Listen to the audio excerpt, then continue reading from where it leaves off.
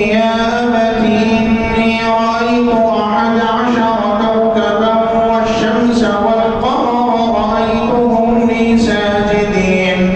قال يا بني لا تقصص رؤياك على إخوتك فيكيدوا لك كيدا إن الشيطان للإنسان عدو مبين وكذلك يجتبيك ربك ويعلمك من تأويل الأحاديث ويتم نعمته عليك وعلى آل يعقوب كما أتمها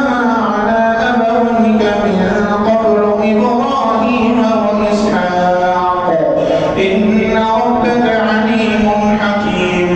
لقد كان في يوسف وإخوته آيات للسائلين